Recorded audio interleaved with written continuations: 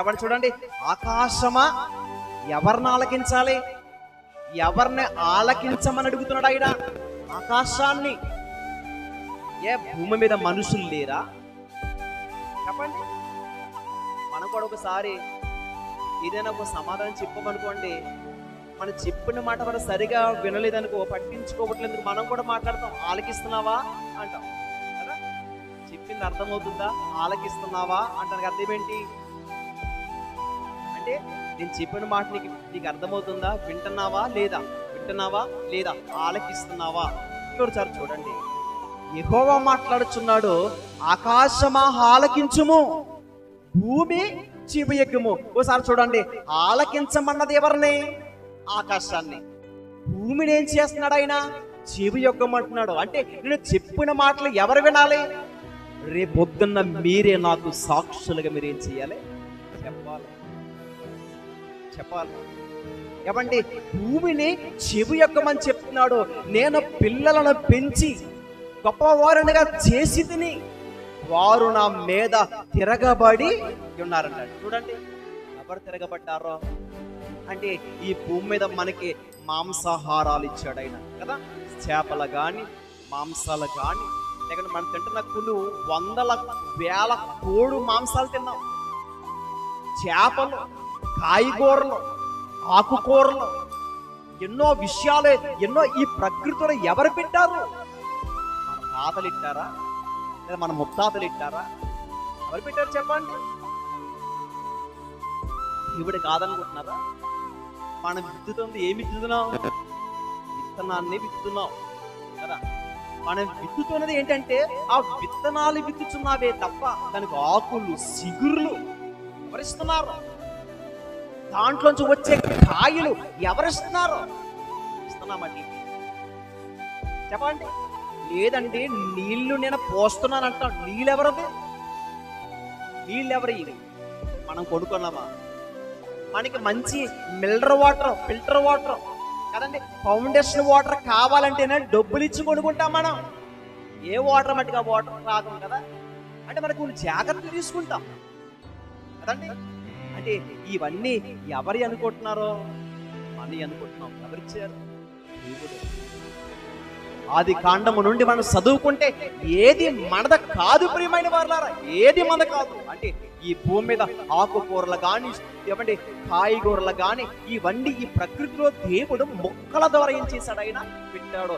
అన్ని అనుభవిస్తున్నామా, అనిపించట్లేదా? ఈ గాలి కానీ, వర్షము కానీ, ఎండ కానీ, ఇవన్నీ కూడా ఎవరిస్తున్నారు మనకి? పంటలు పండాలనుకోండి, వర్షాలు రావాలి, వర్షాలు కురాలి. ఈ వర్షము కురుస్తుంటేనే ఇదిగో పంట బాగా పండుతుంది, అది ఫలిస్తుంది ఎక్కువ. వర్షం లేకపోతే, కాబట్టి వర్షం లేకపోతే అడగండి ఒకసారి రైతులు. వర్షాలు కురవపోతే ఈ సంవత్సరంలో పంట ఏమవుతుంది? దిగుళ్ళు చేత ఏమవుతుంది? పాడైపోతుంది. సరే, కూలికున్న పంటలకి ఎండ కావాలి. ఈ ఎండ కాస్తూనే దాని సమృద్ధైన పంట దానికి వస్తుంది. అది ఎండ ఎవరిస్తున్నారో? ఇస్తున్నామా? మన ఇంటిలో వాడుకుంటున్న కరెంటుకే మనం బిల్లు కడతాం.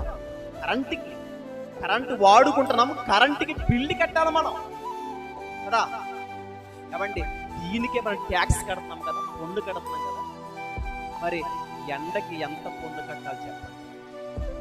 వర్షానికి ఎంత పన్ను కట్టాలి? గాలికి ఎంత పన్ను కట్టాలి?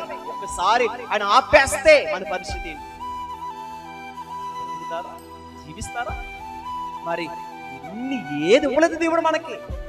అది ఇవ్వలేదు, ఇది ఇవ్వలేదు, నా జీవితం అలా అయిపోయింది అనుకుంటే నీ గుడ్డితనం, అది గుడ్డితనం అనుకో. దేవుడి ప్రకృతిలో అన్ని ఇస్తే, అన్ని తిని, అన్ని అనుభవించి నువ్వు ఎవరి మీద తిరుగుబాటు చేస్తున్నా? దేవుని మీద. అందుకే చెప్తున్నాడు, నేను పిల్లలను పెంచి గొప్పవారునిగా చేసి తిని వారు నా మీద తిరగబడి ఉన్నారంటాడు. తిరగబడి ఉన్నారు. కాబట్టి ఒక మనిషిని చక్కగా చూసి, వాడి అవసరాలకు డబ్బులు ఇచ్చి, వాడు కావలసినప్పుడు ఆహారం ఇచ్చి, వాడు మంచిగా ప్రేమిస్తే, వాడు నమ్మకం ద్రోహం చేస్తే లోకంలో మనిషి ఎలా ఎంచుతాడు? ఒరే, తిన్న కూడికి కూడా వాడు ఏం చేశాడు తెలుసా? విశ్వాసము చూపించలేకపోయాడు. మనమే తట్టుకోలేక మాట్లాడేస్తాం. వాడికి ఎన్ని మేలు చేశాను తెలుసా, ఎన్ని ఉపకారాలు చేశాను తెలుసా, కనీసం కృతజ్ఞత కూడా లేదు. అవునా కదా చెప్పండి. ఇదిగో నేను ఎంతో ఉపకారం చేశాను, ఉపకారానికి అపకారం చేశాడు నాకు. ఎంతో ప్రేమించానండి, ఎంతో నమ్మానండి, కానీ నమ్మక ద్రోహం చేశాడండి అని అంటాం కదా. అవునే కాదా? సహజంగా మనమే తట్టుకోలేము కదా, సహజంగా మనమే భరించలేము కదా. ఎంతో ప్రేమించారండి, ఏలా నా వాళ్ళు అనుకున్నారండి, అనుకున్న వారే నమ్మక ద్రోహం చేశారండి అని బాధ వస్తుందా చెప్పండి.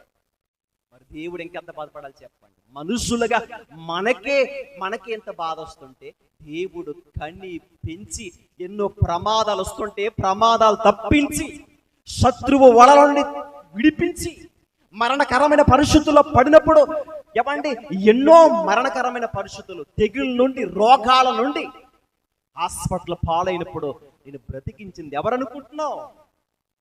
దేవుడు కాదనుకుంటున్నారా? దేవుడు లేకుండా ఏదైనా మనం చేయగలమా? లేదు. నాకు అవసరం లేదనుకుంటే మరణం వస్తే ఈ రాత్రి పరిస్థితి ఏంటి? అందుకే దేవుడు అనగానే మనం ఎలా ఉండాలి తెలుసా? చాలా జాగ్రత్త కలిగి బ్రతకాలండి. చాలా జాగ్రత్త కలిగి బ్రతకాలి. చాలా జాగ్రత్తగా. దేవుడు ఎన్ని ఇచ్చారు చెప్పండి అంటే ఏమండి, అన్ని ఇచ్చిన దేవుడిని ఈరోజు ప్రజలు మర్చిపోవట్లేదా? ఆ రోజు అనేకమైనవి దేవుడు వాళ్ళకి ఇచ్చారు ప్రజలకి, కానీ దేవుని మీద వారు ఏం చేస్తారు? తిరుగుబాటు. ఈరోజు కూడా మనుషులు ఎవరి మీద తిరుగుబాటు చేస్తారో తెలుసా? దేవుని మీద. అందుకని చెప్తున్నాడు, ఇదిగో కనీసం నీతిమంతులుగా కనపడుతున్న మనుషులకు చెప్పాలన్నా వినేవారు లేరు. ఆకాశాన్ని ఆలకించమంటున్నాడు, భూమి చెవియకము. ఏమంటే తర్వాత ఎద్దు తన కామందును ఎరుగును, గాడిద సొంత వాని దొడ్డు తెలుసుకును. ఒకసారి చూడండి, ఎద్దు తన కామందుని ఎరుగును, గాడిద సొంత వాని దొడ్డు తెలుసుకును. ఒకసారి చూడండి.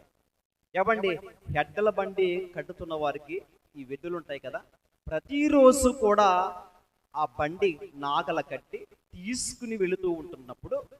తీసుకున్నప్పుడు తన యజమానుడు ఎవరికి తెలుసంట? ఎద్దుకు తెలుసు. నా యజమానుడు వస్తున్నాడు, నాకంటూ ఇప్పుడు పని ఉంది. అంతవరకు అది మేసి అలా పడుకుంటున్నప్పటికీ ఆ యజమానుడు చూడగానే లెగిసి నిలబడుతుందంట. తెలుసా? ఎడ్ల బండి కట్టిన వారు చూడండి, అది రాగానే లెగిసిపోయి నుంచుంటుంది. నా యజమానుడు వస్తున్నాడో నేనేమవ్వాలి? లోబడాలి. నాకు పనుంది, ఇప్పుడు నాకు పనుంది, సిద్ధపడాలని తన యజమానుడు ఎవరో తెలుసంట. ఎద్దు తన కామందుని ఎరుగని తనకు అర్థం ఏంటి? తెలుసు.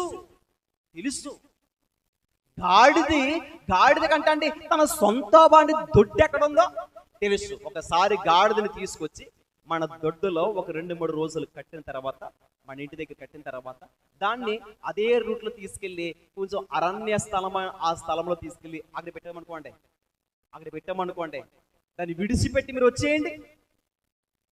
ఎక్కడైతే 2-3 రోజులు ఆ ఇంటికాడ పెట్టావో తిరిగి అదే ప్లేస్కి వస్తుందంట.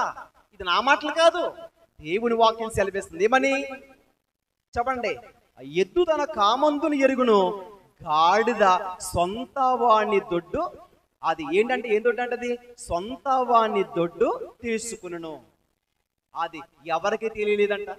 చూసారు ఈరోజు అంతా విచారంకరము. పశువులకు ఉంటున్న జ్ఞానము ఎవరికి లేదు. అవి గడ్డి తింటున్నాయి. ఈరోజు మనిషి ఏం తింటున్నాడా? ఏది మటుగా తింటాడా? ఫిల్టర్ వాటర్ కావాలి.